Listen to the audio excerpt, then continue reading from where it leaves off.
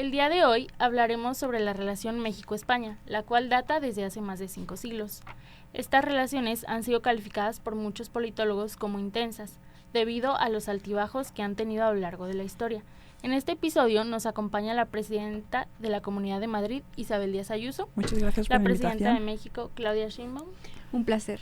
El politólogo español, Alan Coiro. Muchas gracias por la invitación. El politólogo mexicano, Carlos Olivares. Buen día, muchas gracias. Y su servidora, Arely Flores.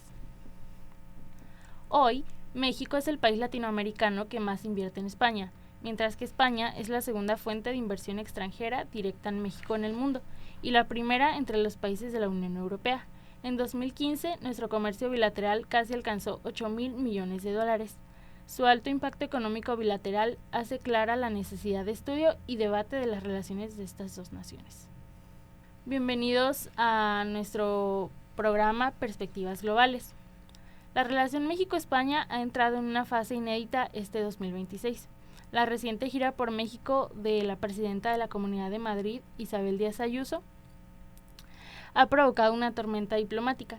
El gobierno de México acusa una intromisión directa en su política interior.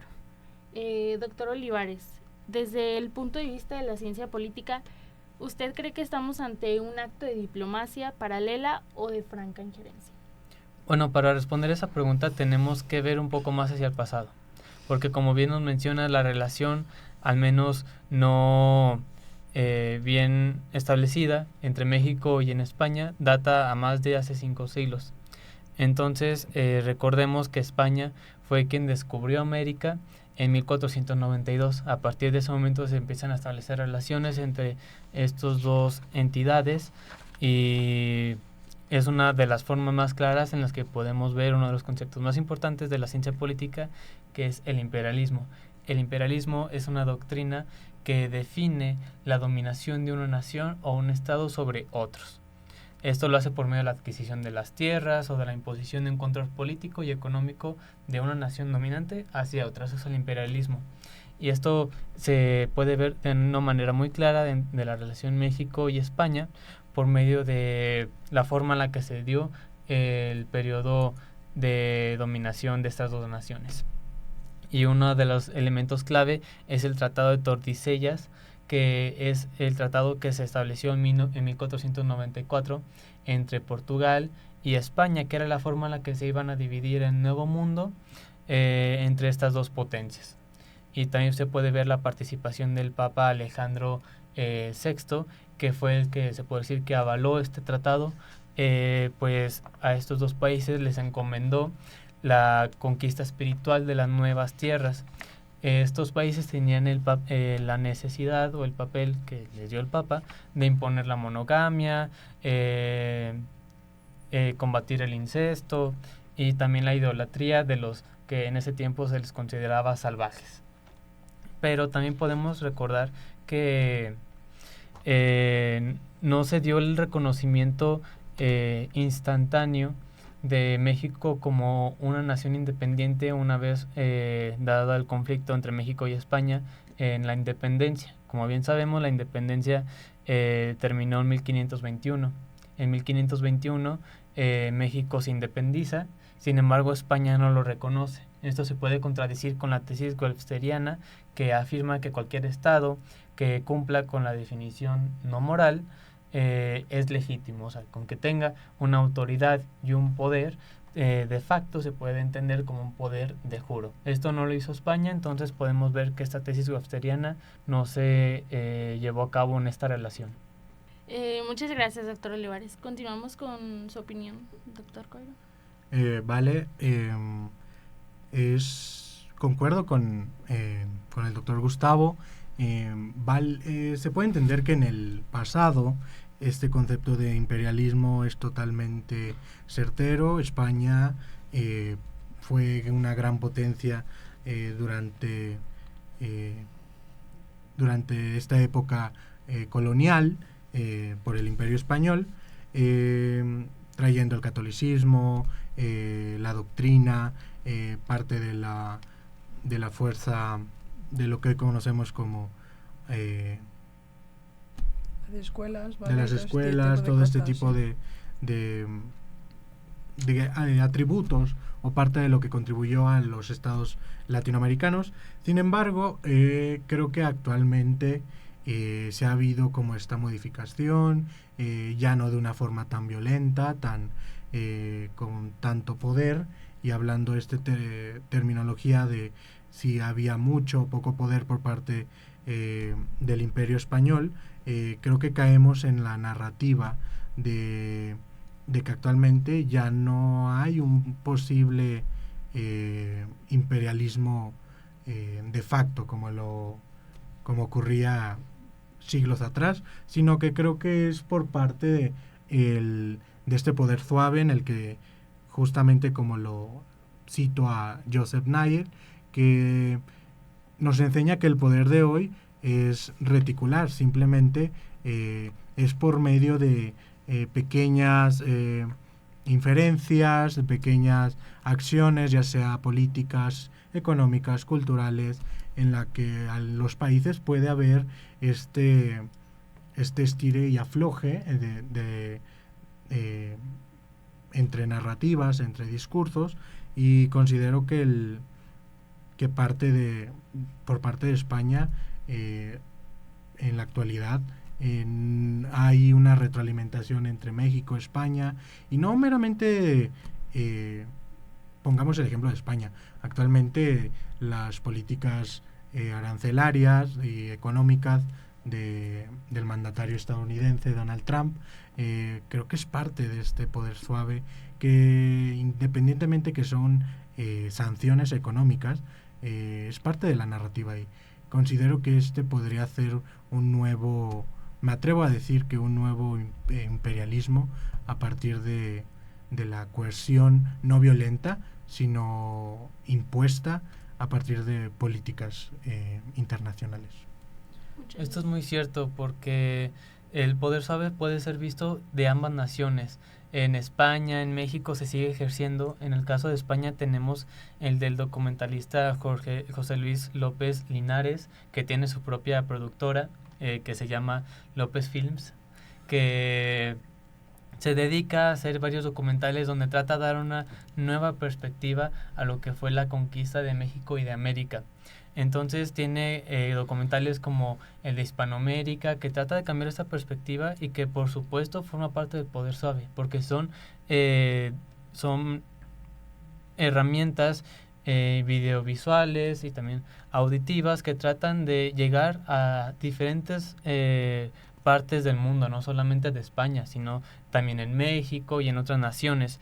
Tanto que existe un canal que se llama Hispanidad, donde refleja este orgullo español sobre la conquista de estas naciones. En este momento les vamos a presentar un pequeño clip del documental Hispanidad, donde se puede reflejar de una manera muy clara lo que se trata de comunicar por medio de estas herramientas. En Hispanoamérica somos víctimas de un relato que es completamente falso y muy peligroso. Que devuelvan el oro. ¿Dónde está el oro que se robaron? Siempre les digo, pues, voltea a tu alrededor. ¿Cuál es la intención de matar a todos los indios y poner 2 hospitales? Son contradicciones que alguien que incluso no sepa de historia se empieza a cuestionar las cosas. Bueno, como podemos ver, este representa una forma clara de poder suave, pero no solamente existe en España, sino también en México. En México, actualmente en el 2026, nos encontramos con el Año de la Mujer Indígena. Este elemento es de gran importancia en la política internacional, porque es la forma en la que se considera México, en la que se representa en sí. De hecho, hay muchos y algunos eventos que ha hecho México en España va bajo ese lema y también bajo ese nombre, el Año de la Mujer Indígena. Y también tenemos varias películas que se nos han inculcado, y también novelas, caricaturas que se inculcan desde niños en los mexicanos, como por ejemplo la película de Héroes Verdaderos, que hace una clara diferencia entre lo que es ser un mexicano y lo que es ser un español. Entonces, en México se ve este poder suave desde que somos niños. Muchas gracias, doctor Olivares. Doctor Coiro, también muchas gracias. Pues bueno, incorporemos a las protagonistas de esta tensión. Presidenta Sheinbaum, su gobierno emitió una nota diplomática manifestando profundo extrañamiento por las reuniones de la señora Díaz Ayuso con la oposición política mexicana. ¿Por qué el Estado mexicano percibe una visita oficial subnacional como una amenaza soberana? Bueno, México respeta a todos los países, pero creemos que las decisiones políticas solamente los debe de tomar las y los mexicanos. Cuando una autoridad extranjera quiere participar en asuntos únicamente que le incumben a los y a las mexicanas, esto ya se puede interpretar como una forma de intervención. Como sostiene la doctrina Estrada, y se basa en principios de no intervención, respeto a la soberanía, además de la autodeterminación de los pueblos y la solución pacífica, podemos decir que por eso defendemos el principio de no intervención y el respeto entre naciones. Muchas gracias, Presidenta. Presidenta Díaz Ayuso, se le acusa a usted de cruzar el Atlántico para organizar a la oposición mexicana y fracturar la política interna de nuestro país. ¿Qué responde a estas acusaciones de injerencia? Muy buenos días a todos. Vale, respondo que el gobierno, para empezar, el gobierno mexicano le tiene bastante miedo a la libertad. También quiero dejar en claro que yo no he sido invitada, yo he sido invitada por parte de privados, por parte de estudiantes, por parte de ajeno al gobierno en turno ahorita de la izquierda. Entonces yo no he ido con las intenciones de imponer nada, ¿vale? Pero sí, tenemos que hablar de que en México existe, al menos con este gobierno, una clara, ¿cómo decirlo? Se promueve este discurso mucho desde el victimismo, ¿no? Desde, queremos nuestras disculpas y todo ese tipo de cosas. Cuando yo creo que se le debe dar unas disculpas es al propio gobierno, ¿vale? Porque se ve mucho que, se habla mucho de la soberanía, ¿no? Este discurso que trae la presidenta ahorita, realmente siento que el peligro de la soberanía está en su propio gobierno, ¿vale? Porque podemos ver que existen varias inconsistencias en varios de sus propios políticos. Algo que quiero mencionar es un discurso que tuvo una de mis colegas, Cayetana Álvarez de Toledo, que había sido invitada a dar este discurso, donde ella mencionaba varios del término narcogobierno. Que esto que hemos visto, que el México ha estado bastante involucrado, el gobierno en turno, en varias desapariciones, en este colectivo de las madres buscadoras. Entonces, realmente quiero que el pueblo mexicano se haga la pregunta de dónde está este riesgo hacia la soberanía. Si viene de España por algo que se ha mencionado o si realmente es en el propio gobierno interno. Solo se los dejo ahí para que sea algo que puedan reflexionar. Muchas gracias, Presidenta Ayuso. ¿Algo que quiera comentar usted, Presidenta Sheinbaum? Bueno, expresidentes como Felipe Calderón, Vicente Fox, esos eran narcogobiernos. Nuestras tácticas como tenemos ahorita, pues no quiere decir que seamos un narcogobierno. Sin embargo, pues tu colega, señora Ayuso, se reúne, por ejemplo, con fuertes del PAN, por ejemplo, con el gobierno en Querétaro, y pues estas partes o grupos de la gran élite como representantes de grupos Salinas. Entonces esto nos hace la diferencia entre nosotros. Vale.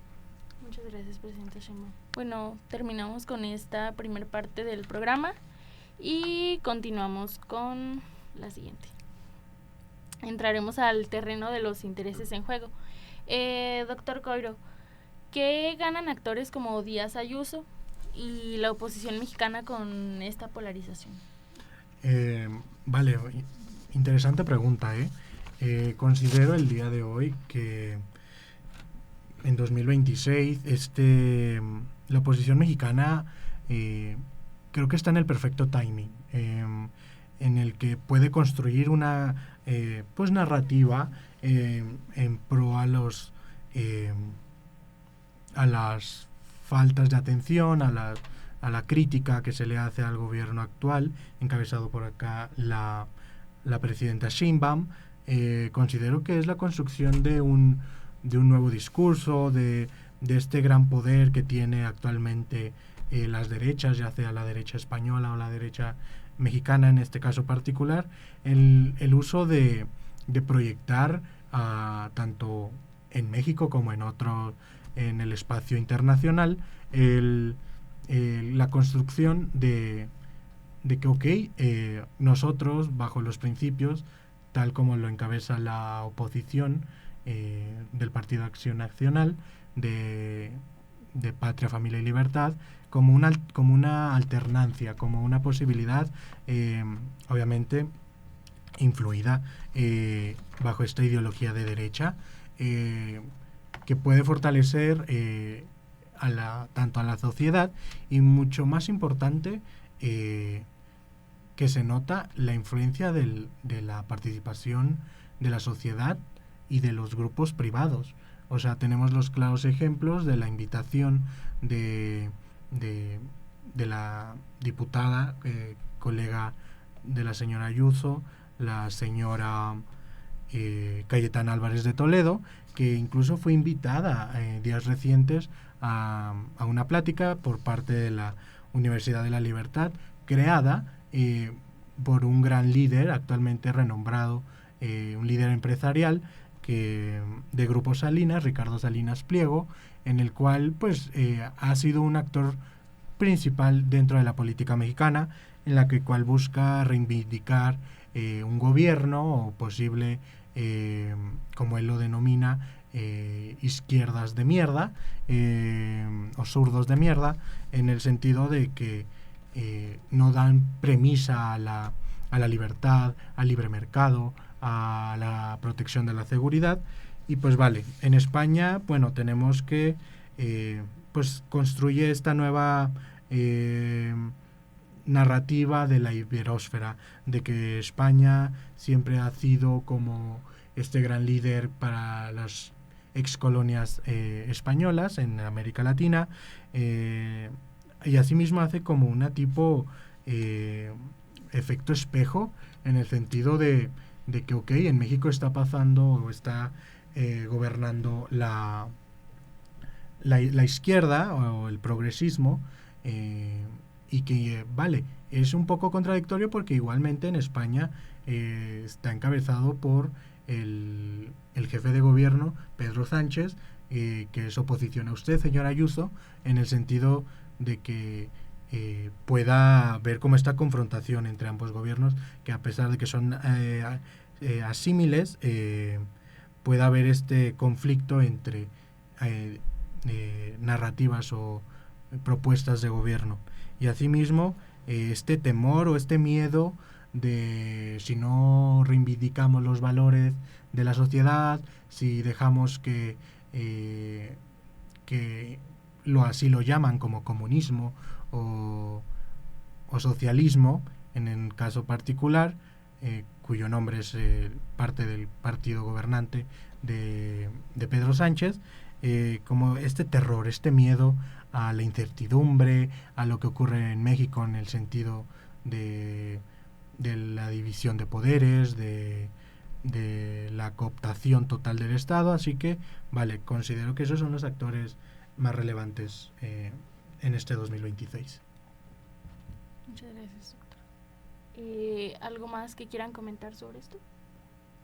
Bueno, uno de los factores y hechos que se ganan por medio de estas intervenciones es la reconexión del pueblo español con el mexicano, ya que yéndonos otra vez un poco más hacia la historia, tenemos que cuando España reconoce por primera vez a México como una nación es en 1836.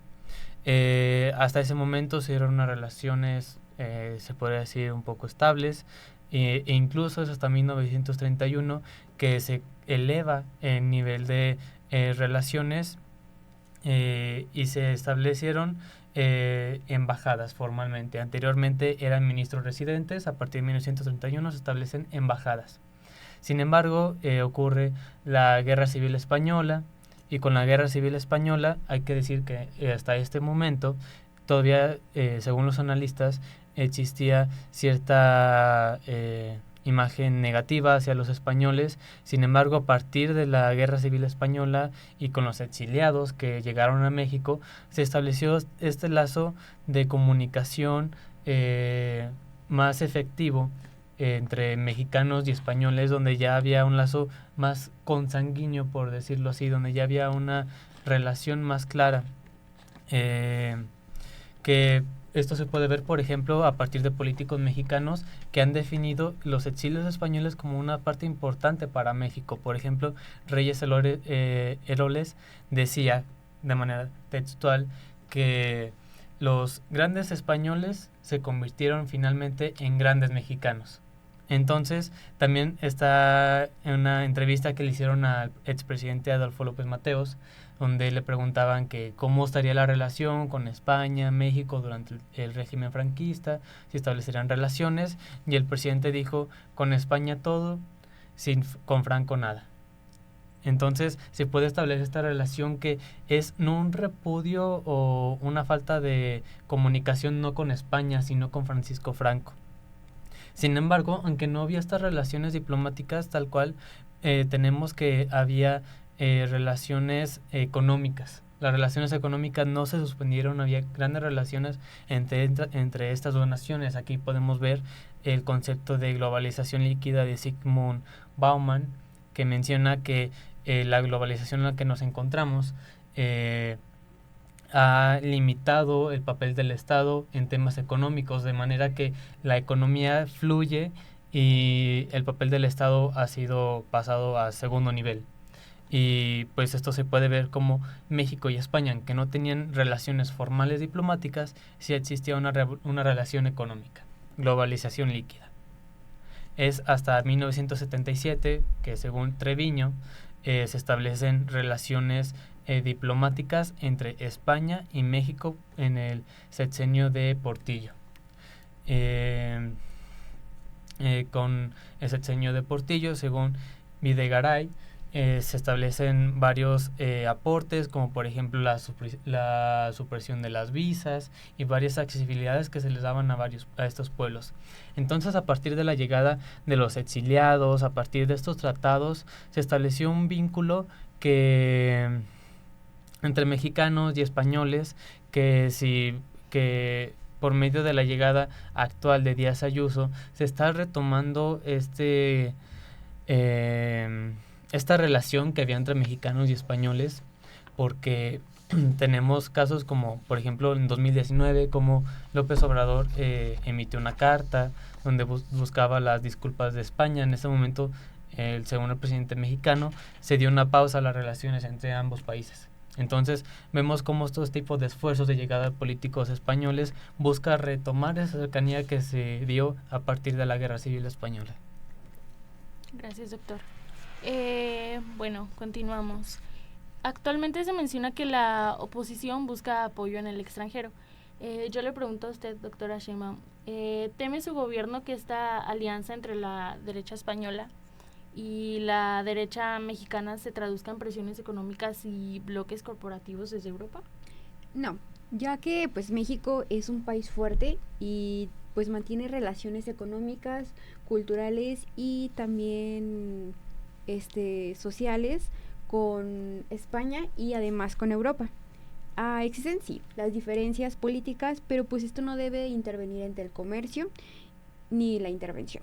Entonces, como se podría explicar, los estados buscan proteger su autonomía y además deben actuar conforme a sus intereses políticos, sus intereses nacionales, entre otros aspectos. Nosotros seguiremos cooperando no solamente con España, sino con todos los países, pero pues siempre respetando y defendiendo nuestra independencia. Muchas gracias, presidenta Sheinbaum.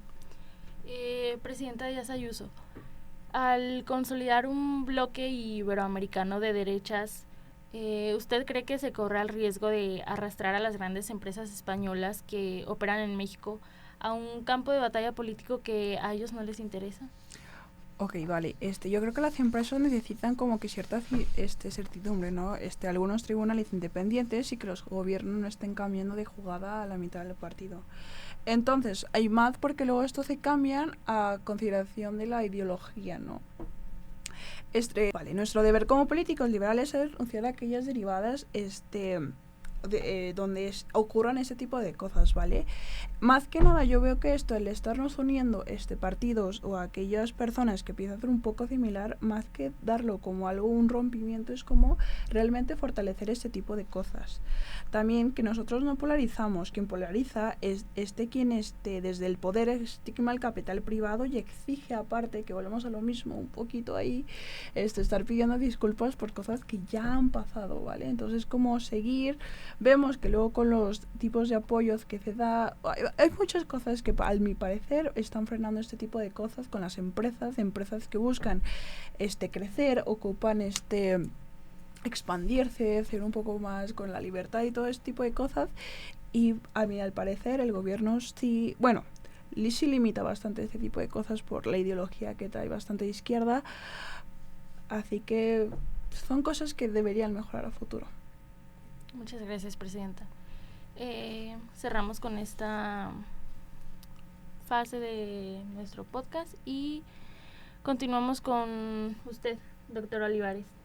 Bajo este clima de confrontación transnacional, ¿dónde quedan los canales diplomáticos tradicionales? Bueno, los canales diplomáticos siempre han existido, ya que la pausa que se dio, como ya lo he mencionado, fue durante la Guerra Civil Española. Entonces los canales diplomáticos han existido y sobre todo fueron fortalecidos a partir de los gobiernos priistas y panistas. Por ejemplo, como sabemos, hubo una incertidumbre en la elección de 1988 donde salió victorioso Carlos Salinas de Gortari. El presidente de Francia en ese periodo, que fue Felipe González, fue uno de los primeros en reconocer la victoria de ese presidente. A partir de ahí se dio una relación más estrecha entre el gobierno mexicano y también el español. Y también tenemos sucesos como por ejemplo en 2007 cuando se dio el firmado de la declaración para profundizar la asociación estratégica entre México y España, que presentó pues de manera sintética Felipe Calderón, el presidente en ese periodo. Mencionó que estaba durante la guerra del narco y España estaba combatiendo al grupo terrorista ETA. Entonces establecieron una especie de relación a través de este contrato. Entonces podemos ver a partir de estos ejemplos cómo no se dio una pausa ni se perdieron los canales diplomáticos tradicionales, sino que solamente se fueron transformando y en cierto punto consolidando. Muchas gracias, doctor. ¿Algo que guste agregar, doctor Coiro? Acierto con lo dicho por parte del doctor Gustavo. Considero que España siempre ha mantenido los canales diplomáticos en pie. Nunca ha habido una excepción más que con la época del franquismo. Sin embargo, quiero resaltar que a pesar de estas discrepancias y de esta discusión, están plasmados actualmente estos foros o esta multilateralidad entre ambas naciones, como lo es la Comisión Binacional, como un mecanismo técnico entre ambas naciones, los acuerdos históricos como el Tratado Definitivo de Paz y de Amistad de 1836 y ratificado hasta en 1990, llamado como el Tratado General de Cooperación y Amistad. Parte de estas épocas en las que llega este periodo de globalización, en la que la cooperación mutua entre países y la consolidación del regionalismo, en la cual cito a Andrés Malamud como esta integración de países como un intento de reconstruir fronteras, y creo que es parte y necesaria de esta consolidación de países hermanos, en la que en momentos de coyuntura se crean estos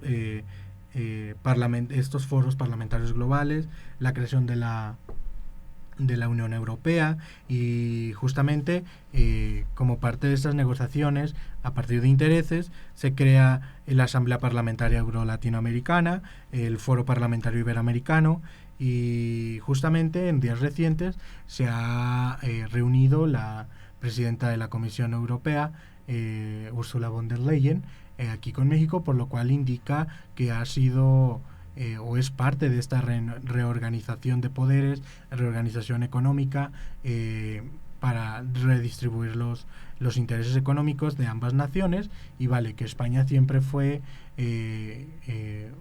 un apoyo, un puente para la conciliación de estas negociaciones con la región europea, y México como puente también de la región latinoamericana y transatlántica norteamericana. Gracias.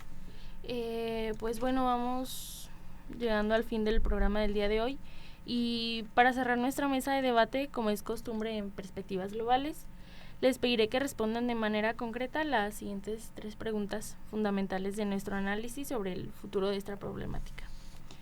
¿Qué podría ocurrir en los próximos años y por qué? ¿Qué actores podrán intervenir y qué riesgos u oportunidades pueden identificarse? Si gusta iniciar usted, doctor Javier. Vale, considero que, y quiero complementar con el doctor Gustavo, en el sentido de que creo que ambos mandatarios, tanto el gobierno español, encabezado por Pedro Sánchez, y la mandataria Claudia Sheinbaum, tienen la responsabilidad política e histórica de construir este nuevo puente de unión, en el sentido de plasmar las bases. Probablemente hay una nueva o favorable situación en la que ambos gobiernos son de la misma ideología, y que a partir de ello pueda haber una consolidación fuerte, pragmática, a partir de lo que viven actualmente ambos países. De actores, considero que tanto de parte de España como de parte mexicana, son muchos, es variable la actuación de diferentes actores. Sin embargo, recalcando tanto los mandatarios, parte del gabinete de ambos gobiernos, la iniciativa privada, incluso la misma sociedad. Creo que repercute mucho en la aceptación y en la consolidación de este término de legitimidad y soberanía de ambos países, en el que puedan concretar algo fortalecido y que simplemente busque el bienestar de ambos pueblos. Bueno, y es que riesgos y oportunidades hay muchos, pero de manera rápida, para concluir el programa, podemos decir que son muchas las oportunidades que se pueden encontrar, ya que, como estuvimos mencionando a lo largo del podcast, hay muchos actores que intervienen en esta relación. Por ejemplo, nos encontramos que actualmente España es el país que más invierte en México de la Unión Europea, mientras que México es el país que más invierte en España dentro de Hispanoamérica. Entonces tiene una relación económica muy sólida que no se puede dejar atrás. Por ejemplo, en México encontramos a bancos muy importantes como Santander, BBVA, ahora Bancomer, que son españoles. Entonces, oportunidades hay muchas, más que nada en lo económico, pero no podemos dejar de lado lo cultural, porque las culturas mexicanas, la cultura mexicana y la cultura española son bastante similares debido a la historia que han tenido. Y riesgos nos podemos encontrar tensiones como la que vivimos actualmente con la presidenta Claudia Sheinbaum, con la derecha española. Entonces, riesgos siempre va a haber, oportunidades también. Sin embargo, se tiene que rescatar cada uno de estos y pues buscar que pase lo mejor. Gracias, doctor. Y para finalizar, ¿algo que gusten agregar, presidenta Sheinbaum, presidenta Ayuso? Bueno, pues México está dispuesto a cooperar con España y pues con todo el mundo, pero siempre defenderá el principio fundamental. El destino de México lo decide únicamente pues su pueblo mexicano. Gracias, presidenta Sheinbaum. Presidenta Ayuso. Vale, yo lo único que puedo decir con todo este tipo de cosas es que cierto, ¿vale? O sea, México y España siempre van a tener unos lazos que lo unen a través de la historia, porque, vale, no podemos dejar de lado que sin España no existiría México. Y es todo. Claro. Muchas gracias, presidenta. Y, pues bueno, con esto cerramos el debate que expone cómo la soberanía en 2026 ya no se defiende solo con ejércitos, sino frente a redes ideológicas globales contundentes que demuestran que la relación México-España en 2026 no es blanca ni negra. Es un sofisticado tablero donde el pasado se disputa en los discursos, pero el futuro se escribe en los mercados. Gracias a nuestros analistas y a nuestras invitadas del día de hoy por acompañarnos en Perspectivas Globales. Muchas gracias. Muchas gracias. Muchas y gracias. al público, muchas gracias. Esto fue Perspectivas Globales. Buenas noches. Corte. Vale, hostia, el calor. Estamos mejor con el ¿Tienen calor? Yo no tengo calor. Me dio calor. Sí. Yo me Me estoy dio de que calor. ya Estoy súper a acurrucando. gusto. Yo también. Ay, pausa el video, please. Ahorita me dices de cuánto Completamente fue. dormida.